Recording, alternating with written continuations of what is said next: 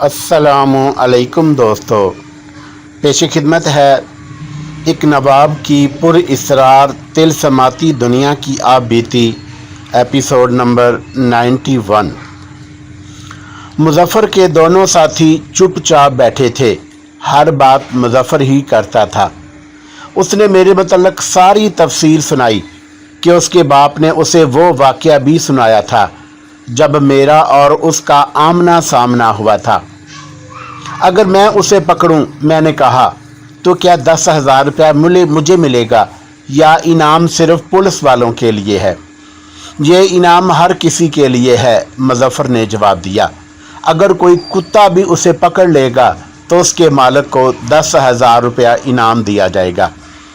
उसका हुलिया क्या है? मैंने पूछा। और उसकी उम्र कितनी होगी? मैंने अपने वालिद साहब के थाने में उसकी फ़ोटो देखी थी, मुजफ्फ़र ने कहा। बहुत खूबसूरत जवान है, लेकिन उस फ़ोटो में उसकी दाढ़ी नहीं। अब सुना है कि उसने दाढ़ी बढ़ा ली है। मैं तुम्हें गौर से देखता हूँ तो तुम्हारा हुलिया और चेहरा उनके हुलिये के ऐन मुताबिक नज़र आता है। जाने दो उसे, तुम उसका हुलिया जानकर क्या करोगे? मैं गरीब आदमी हूँ भाई मेरे, मैंने कहा। अगर मैं ही उसे पकड़ लूँ तो 10,000 रुपया मिल जाएगा। मैं खुद महसूस कर रहा था कि मैं बड़े गुस्से और दबदबे में उनसे बातें कर रहा था और अब मैं बिल्कुल ही नरम हो गया था। उस नरमी को उन्होंने भी महसूस किया और मिन्नतें करने लगे कि मैं उन्हें छोड़ दूँ।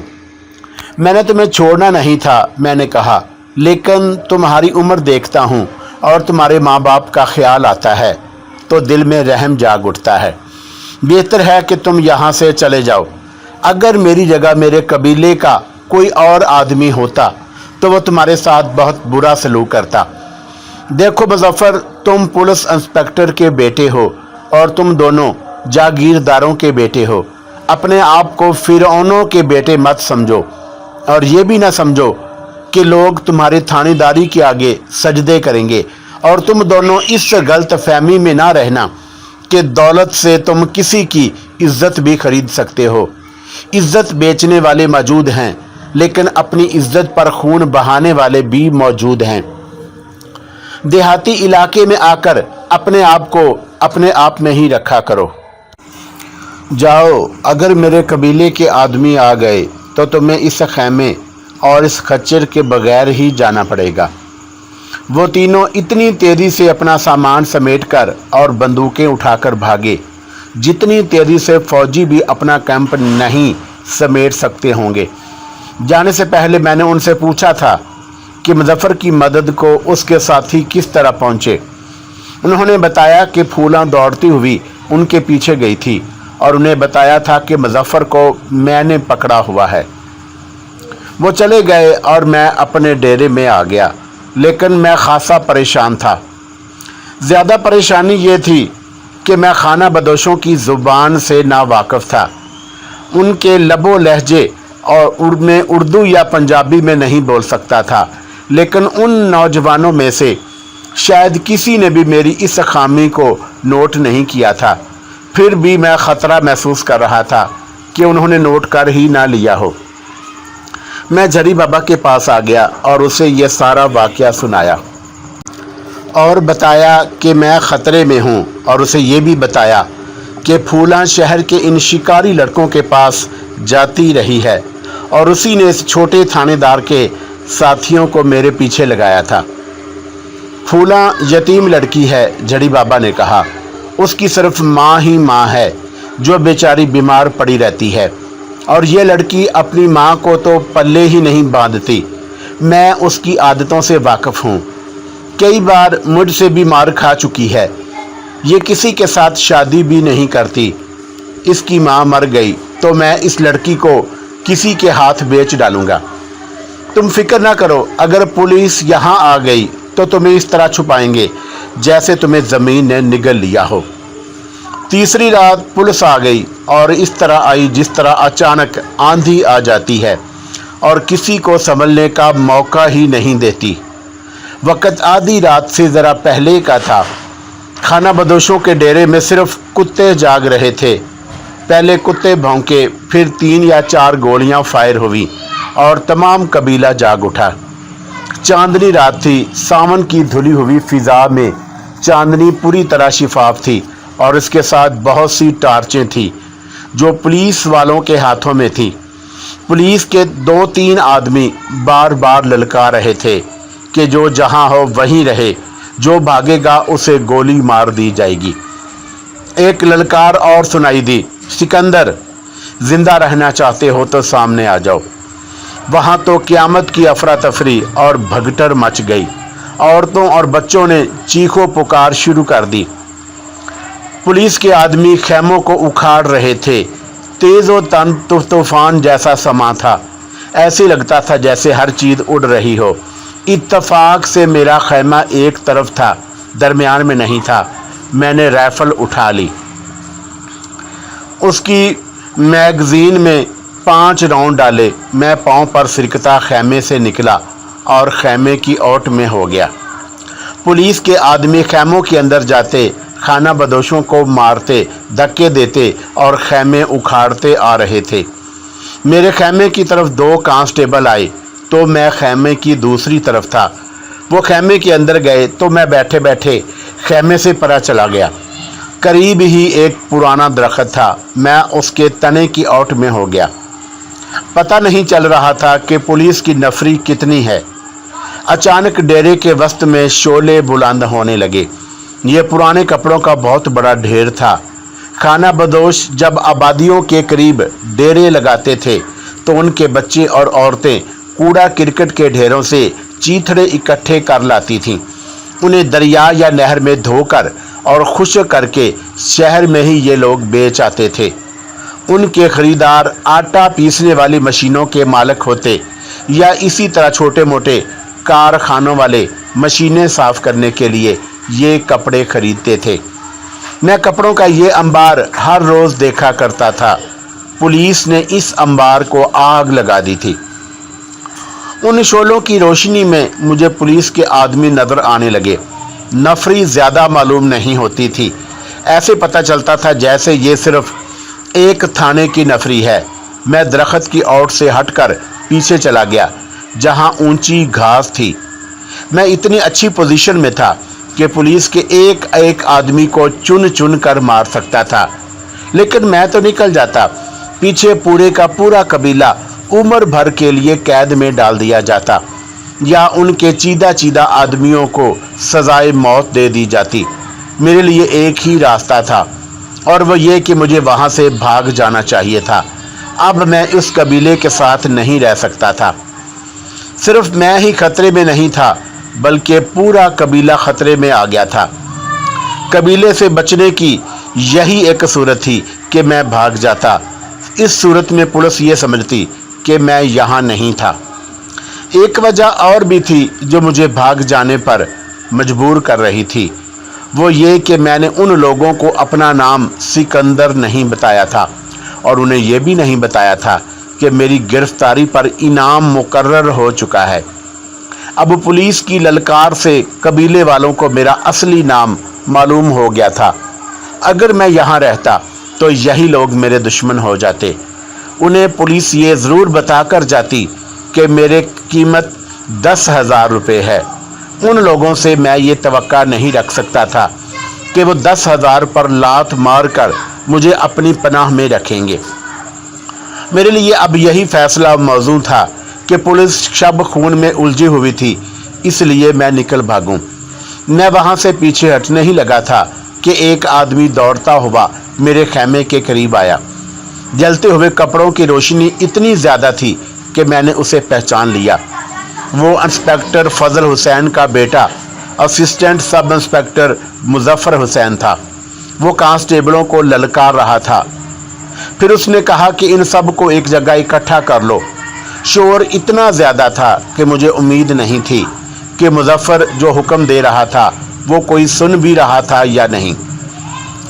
मालूम नहीं उसे क्या सूझी कि वो पीछे हटता हटता मेरे करीब आ गया। शायद वो डेरे के इर्द गिर्द चक्कर लगाकर देखना चाहता था। मैं उससे बमुश्किल 4-5 कदम दूर घास में छुपा हुआ था। मैं पाँव पर सिर कर आगे हुआ। शोर में वो मेरे पाँव की सरसराहट ना सुन सका। मैं ज़रा और आगे हुआ और वहाँ से चीते की तरह उछलकर उस पर झपटा और उसकी गर्दन अपने बाएं बाजू के घेरे में जकड़ ली। उसके हाथ में रिवाल्वर था। मैंने राइफल घास में पड़ी रहने दी थी क्योंकि उससे रिवाल्वर भी छीनना था। उसने भी आखिर कुछ ट्रेनिंग ली थी। मैंने उसकी गर्दन बाजू के शिकंजे में ली तो उसने दायां हाथ जिसमें रिवाल्वर था पीछे को किया। मैं पहले ही चौकस था। मुझे मालूम था कि वो रिवाल्वर से मुझ पर फायर करेगा और उसका यही तरीका हो सकता था जो वो कर रहा था। मैंने उसकी कलाई पकड़ ली और उसकी गर्दन पर बाजू का घेरा और तंग कर दिया। मेरा बाजू उसकी ठोड़ी के नीचे था। मैंने बाजू ज़रा ऊपर करके उसकी ठोड़ी को और ज़्यादा ऊपर कर दिया। उसका दम घुटा तो रिवाल्वर उसके हाथ से निकल गया जो मैंने उठा लिया। कत्ल मेरी फितरत में नहीं था। फिर मुजफ्फर जैसे नौजवान को जो अंग्रेज़ों के हुक्म पर अपनी जान की बाजी लगाए हुए था, मैं कत्ल कर ही नहीं सकता था। मैं उसे घसीट कर पीछे घास में ले गया और बाजू उसकी गर्दन से हटा दिया। उसने घूमकर मुझे देखा। मैंने रिवाल्वर की नाली उसकी तरफ कर रखी थी। चांदनी सीधी मेरे मुंह पर पड़ रही थी। ओह, उसने कहा, ये तुम हो? मैं तुम्हारे कब्जे में हूँ। ये बता दो कि तुम सिकंदर ही हो। हाँ, मैंने जवाब दिया, मैं ही सिकंदर हूँ। फिर तुम अच्छे खासे बेवकूफ़ हो, उसने मुझसे डरे बगैर कहा। तुम अपने आप को बावरिया कहलाते हो और उर्दू पंजाबी लहजे में बोलते हो। तुम्हारी ज़ुबान ने ही तुम्हारी निशानदही की है। क्या तुम्हारे वालिद साहब ने तुम्हें यह नहीं बताया था कि सिकंदर को कोई नहीं पकड़ सकता? मैंने उसे कहा। वो खुद क्यों नहीं आए? उस संग दिल आदमी ने अपने बेटे को मरवाने के लिए क्यों भेज दिया? और पीछे चलो। वो पीछे हटा, मैं भी पीछे हटा और झुक कर अपनी राइफल उठाई। फिर उसे इतनी दूर पीछे ले गया जहां हमें कोई नहीं देख सकता था। मैं उसे एक दरख्त के नीचे ले गया और उससे पूछा, उसके साथ और अफीसर कौन है? मेरे थाने का सब इंस्पेक्टर राजिंदर सिंह है, उसने जवाब दिया। वो मुझे ढूंढ रहा होगा। तुम उसके पास चले जाओगे? मैंने कहा। मेरे साथ सीधी सीधी बातें करो। पहले ये बताओ कि तुम यहाँ किस तरह आए हो? निशानदही किसने की है? तुमने खुद अपनी निशानदही की है, उसने कहा। तुम स्पेशल ब्रांच के सब इंस्पेक्टर रहे हो, मगर तुम में इतनी अकल नहीं कि अपनी ज़ुबान ज़रा बदल लेते। वो मैं सुन चुका हूँ, मैंने कहा। तुम शायद अपने बाप की शह पर आए हो। हाँ, उसने कहा। उस रोज़ यहाँ से हम गए तो मैंने अपने वालिद साहब को बताया कि मैंने आज एक बावरिया देखा है जो उनके लहजे में नहीं बोल सकता और उसका चेहरा वैसा ही लगता है जैसा आपने मुझे सिकंदर का बताया था। उन्होंने मुझे तुम्हारी आंखों, पेशानी, होंठों और चेहरे के रंग के मुतल्लिक कुछ बातें पूछी और मैंने हर एक बात का जवाब दिया तो उन्होंने कहा, यह सिकंदर ही हो सकता है। उसने मुझे मेरे चेहरे, कद और जिस्म के मुतल्लिक तफसीलात सुनाई। मेरी छुट्टी के अभी 6 रोज़ बाकी थे, मुजफ्फर ने कहा। वालिद साहब ने मुझे कहा कि अपने थाने में चले जाओ और बाकी छुट्टी मनसूख करा दो। और फिर वो कहने लगे कि मैं तुम्हारे साथ चलता हूँ। वो मेरे साथ आए और सब इंस्पेक्टर राजिंदर सिंह को बताया कि वो मुझे क्यों लाए हैं। वो चाहते थे कि मैं छापा मारूं और इससे मुझे तजर्बा हासिल होगा, और अगर मैंने तुम्हें पकड़ लिया तो मेरा ये ऐसा कारनामा होगा जिससे मेरी तरक्की का रास्ता खुल जाएगा। तुम्हारे वालिद साहब क्यों नहीं आए? मैंने कहा। मुझे खुद पकड़ते और अपनी कसम पूरी करते। उनका थाना दूर है, मुजफ्फर ने जवाब दिया। ये इलाका हमारे थाने का है। वालिद साहब वापस चले गए थे। सब इंस्पेक्टर राजिंदर सिंह ने अपना एक मुखबर यहाँ भेजा था और उसने यहाँ बावरियों के डेरे में आकर कहा था कि वो कुत्ते का एक बच्चा खरीदना चाहता है। तुम उसे नहीं देख सकते थे। उसने तुम्हें बड़ी अच्छी तरह देखा था। ये कल की बात है। वापस जाकर उसने पक्का शक ज़ाहिर किया कि ये तुम हो, यानी मफरूर कातिल तुम ही हो। और इस तरह मैं और सब इंस्पेक्टर राजिंदर सिंह छापा मारने आए। अपने वालिद साहब की खोपड़ी में थोड़ी सी अकल डालो मुजफ्फर, मैंने कहा। उन्होंने मुझे अपना ज़ाती दुश्मन समझ लिया है। आज उन्होंने तुम्हें मरवा दिया है, लेकिन मैं डाकू नहीं। मुझ में इंसानियत मौजूद है। मैं उन्हें उनका बेटा वापस कर रहा हूँ। मेरे ये अल्फाज उन तक पहुंचा देना कि इंस्पेक्टर फजल हुसैन साहब, मैं आपका बेटा वापस कर रहा हूं। उस वक़्त तुम्हारी जान मेरी उंगली के नीचे है। ज़रा सी उंगली हिला दूं तो ये रिवाल्वर की गोली तुम्हारे सीने से पार हो जाएगी।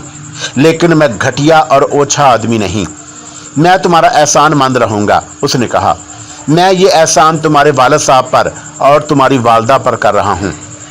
क्या ये सही है कि तुमने अंग्रेज़ डीएसपी को एक लड़की की इज्जत बचाने के लिए कत्ल किया था? उसने पूछा और मैंने उसे सारा वाक़या सुना दिया कि मैंने डीएसपी को क्यों और किस तरह कत्ल किया था, और मैंने उसे ये भी बताया कि मैं पुलिस के हाथ से कितनी बार और किस तरह निकला हूँ। अपने वालिद साहब से ये बातें करना, मैंने कहा, और उन्हें कहना कि अंग्रेज़ों की वफादारी में कोई ख़जाना नहीं। मैंने दहशत गर्द गिरोह तोड़े हैं, अपनी जान को ख़तरे में डाला था। मैंने अंग्रेज़ों की वफादारी में ऐसे कारनामे किए थे कि अंग्रेज़ अफसर हैरान रह गए थे। मैंने हिंदुस्तान में अंग्रेज़ों की बादशाही को दहशत गर्दों से महफूज कर दिया था, मगर अंग्रेज़ों ने मुझे अपना ही गुलाम समझा और मुझे हुक्म दिया कि फ़लाँ लड़की को हमारे पास ले आओ। मेरी बातें गौर से सुनो मुज़फ़्फ़र, मैं तुम्हारी जान लेना नहीं चाहता, मैं तुम में जान डालना चाहता हूँ। तुम नौजवान हो, मुसलमान हो, मैं तुम्हारी गैरत को झंझोड़ कर जगाना चाहता हूँ। तुम्हारे वालिद साहब अंग्रेज़ों को खुश करने में लगे हुए हैं। मैं कह रहा था कि मेरा भी यही असूल था कि अपने आका का नमक हलाल करो और अपने फ़राइज़ पर अपनी जान भी कुर्बान कर दो। लेकिन अंग्रेज़ अफसर जिस लड़की को रात को अपने साथ रखना चाहते थे वो मेरी बहन थी। मैंने उसे छुपा दिया था और उसके फ़ौरन बाद डीएसपी वार्न ने एक हिंदुस्तानी मुलाजिम की बेटी को ज़बरदस्ती अपने साथ बिठा लिया और फिर उसे एक बाग के अंधेरे गोशे में ले गया। मैंने पीछे जाकर उसे कत्ल कर दिया। गरीब लड़की उसकी मिन्नतें कर रही थी, रो रो कर कह रही थी कि वो कंवारी रहना चाहती है। बेशतर इसके कि उसकी अस्मत दागदार होती, मैंने उस अंग्रेज़ डीएसपी को कत्ल कर दिया और अपनी बहन को जहाँ छुपाया था वहाँ से साथ लेकर भाग उठा। बहन कहाँ है? मर गई है, मैंने कहा।